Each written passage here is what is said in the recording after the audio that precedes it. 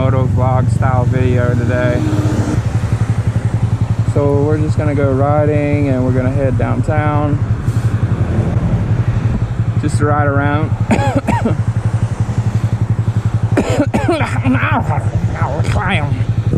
So here we are, riding. Don't pull out in front of me. You don't ever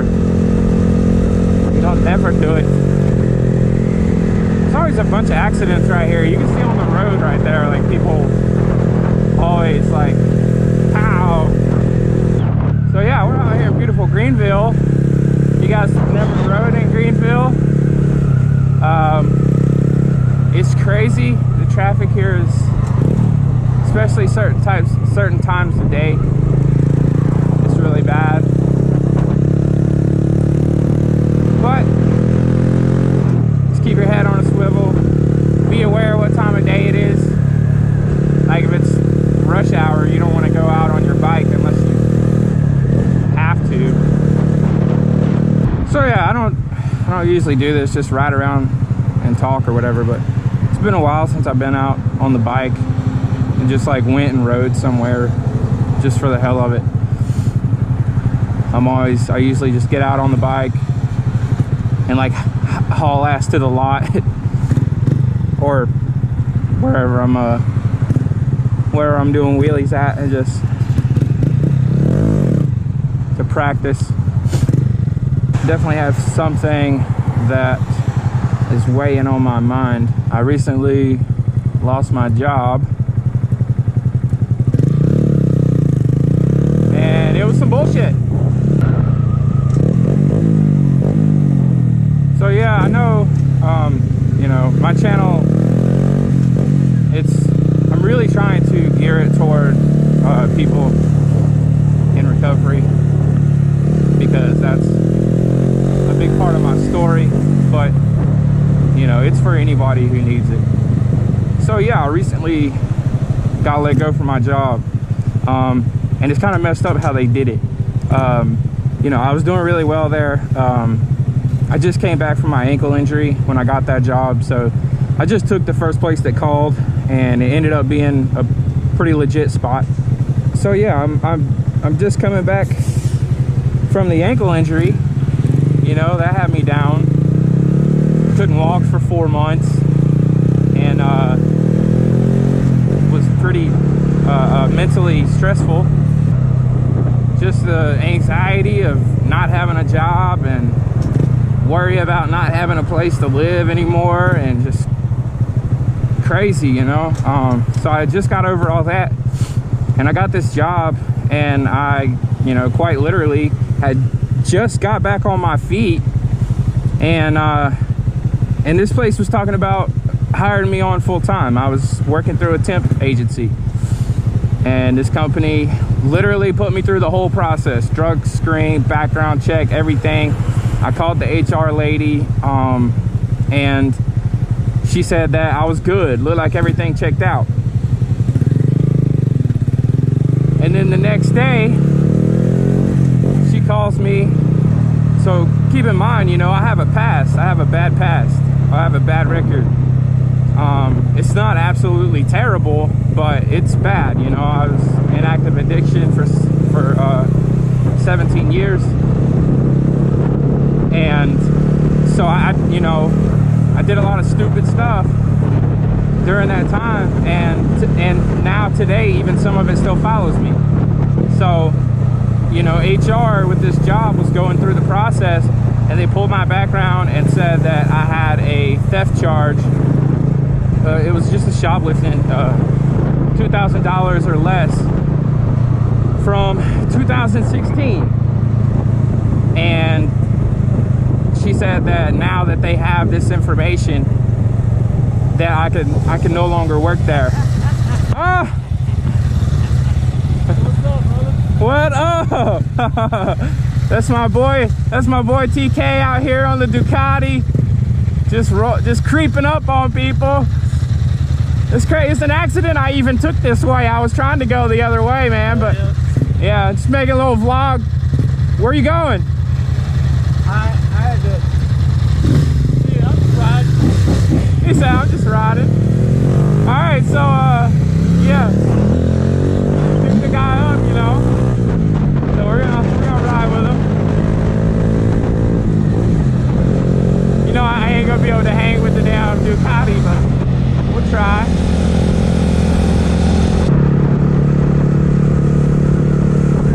Alright, so back to the story. So yeah, the HR lady said that I couldn't work there anymore, so I can't keep my temp position. They're not gonna hire me on, and not only that, but I can no longer keep my temp position, so I don't have a job anymore. So I went from thinking I was gonna get hired on. I mean, they even sent me a text message with my orientation details. Asked me for my uniform size, you know, and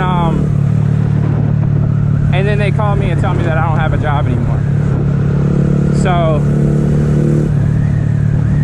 yeah, man. So Blank Benor Logistics.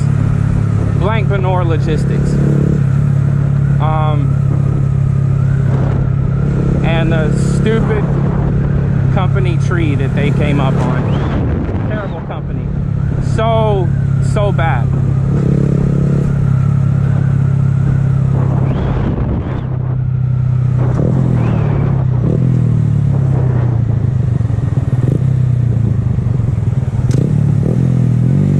Hello there, Mr. Policeman. You want to fuck on me, gay boy? No. With all that being said, I'm not looking for a pity party or anything like that. I'm making the video to reach out to anybody else who may be going through the same situation. Or if you're going through a situation and, you know, it kind of seems hopeless, right? And so, like, you know, that, like, the old me, you know, for sure. Dude, what the hell are you doing, man? I'm kind of in this lane.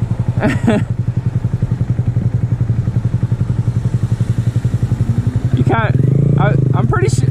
Am I not in the lane? Am I not in this lane right here? You want me to ride in the bicycle lane? Is that what you want? It's clearly not a bicycle, so it's good though. It's good, you know. You gotta love them. You gotta love them. I love you, dude. Minty. Guys, he's an immaculate driver. He's very skilled.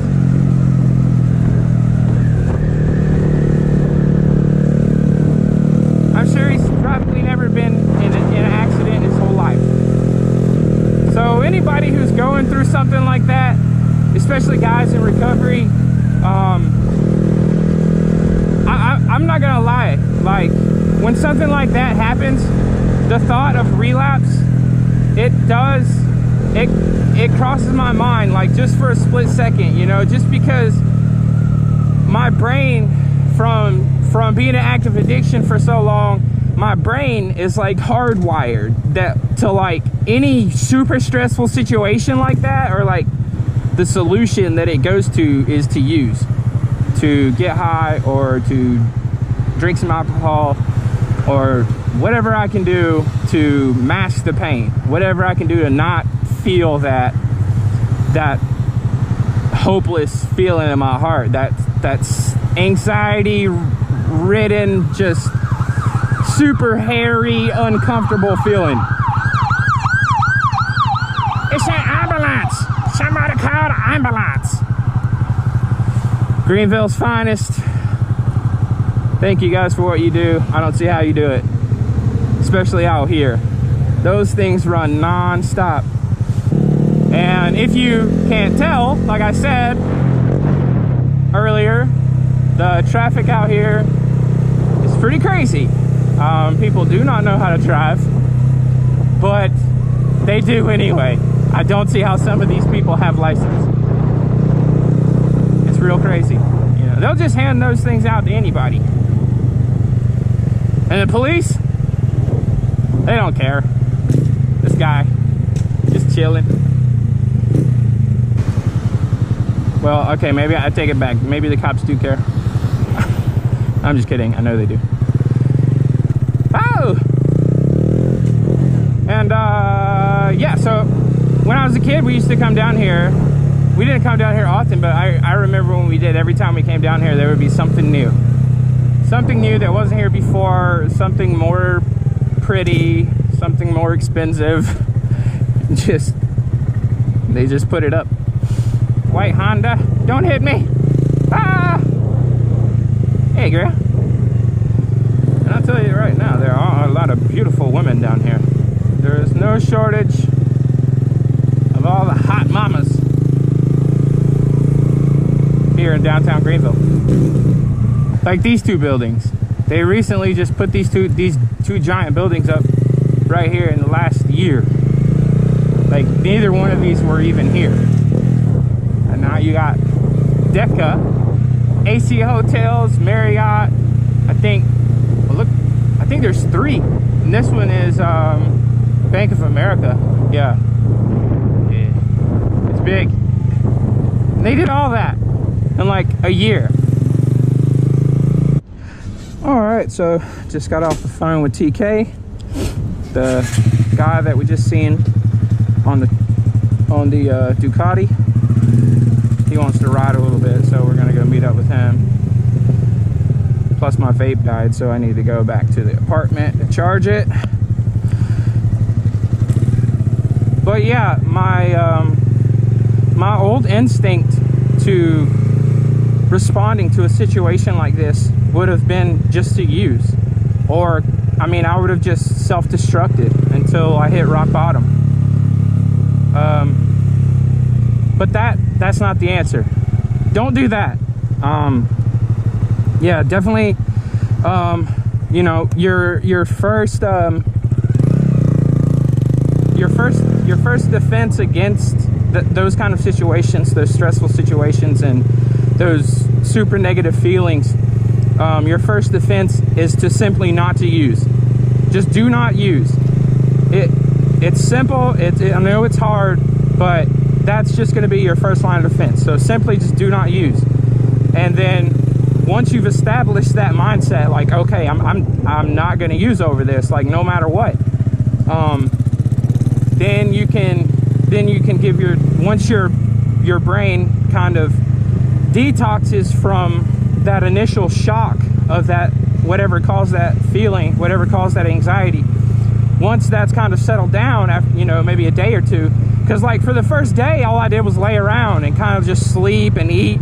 I mean, I went to the gym. I was actually at the gym when I got the phone call, so you know, I felt like just leaving and going home and saying, you know, screw this and let it ruin my day, but I didn't. I went to the gym. I got a badass workout in. I actually used what just happened to me. I used that as fuel for my workout, and I have been for the last couple of days. But yeah, so just you know, don't use, and then find something to channel that energy into. That's why it's important to establish a hobby in your life. You know, mine is the gym and riding, and those are the things that I will pour myself into, you know, no matter what. And those are the things that help. That's how they help keep me clean. When a situation like that happens, you know, it sounds simple, but that's all I do. You know, if when that situation happens, I just say, you know, forget about that, and I just focus on my training and my eating and my riding, and all that bullshit just takes care of itself. So yeah, I mean, I'm gonna have to lay around for a couple of days and, you know, watch my money and you know, stay busy on the computer, applying for other jobs and looking around, seeing what else is out there. You know, use the opportunity to maybe try something that I never tried before. So, you know, keep the spirits up, man. I know it feels like the end of the world, but it's not.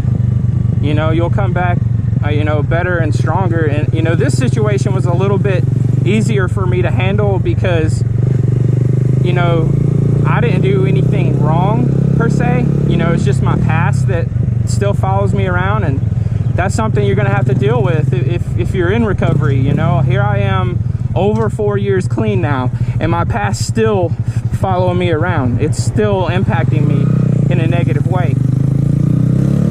So that's something you're gonna have to deal with. And this isn't the first time that, you know, it's kept me from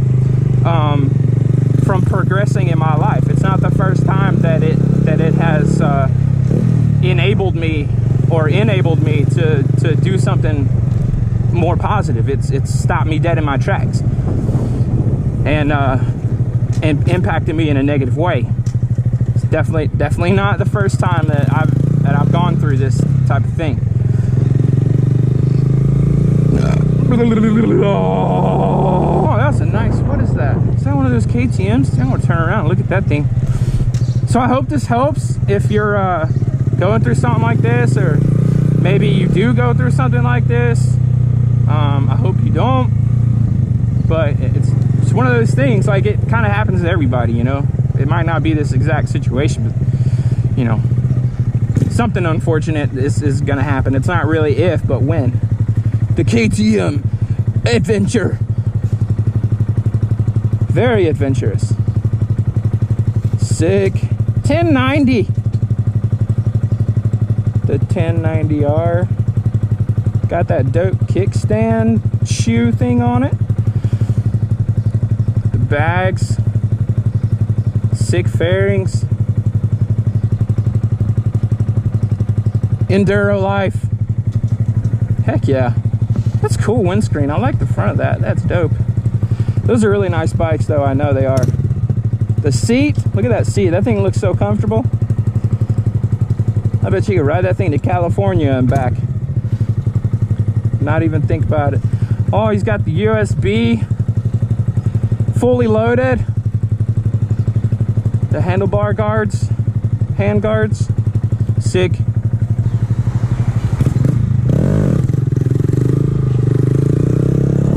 Woo! State law. Watch out for grandmas. Yes, I found neutral. Can never find neutral on this thing. Ever since I rebuilt the clutch in this thing, it's so hard to get in neutral. It's ridiculous. Sometimes it just straight up won't go.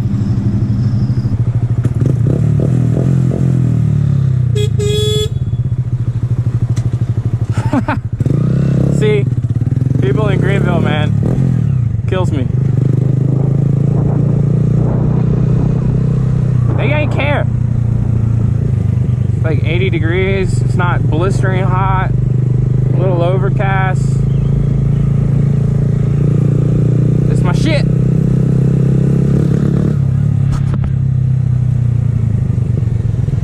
Hello. Come on across. Yes, yes, yes, you. You. Come on down. You are the lucky pedestrian today.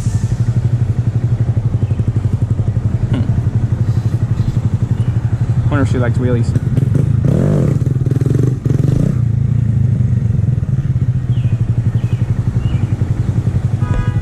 Oh! Couple of old folks' homes down here. So you, like, all the time you see, like, old guys just booking across the street on a scooter.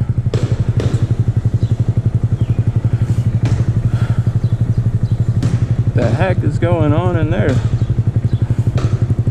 There you go, y'all. Headed back to the house, charge my vape, and meet up with TK. TK triple triumph. TK triple TK.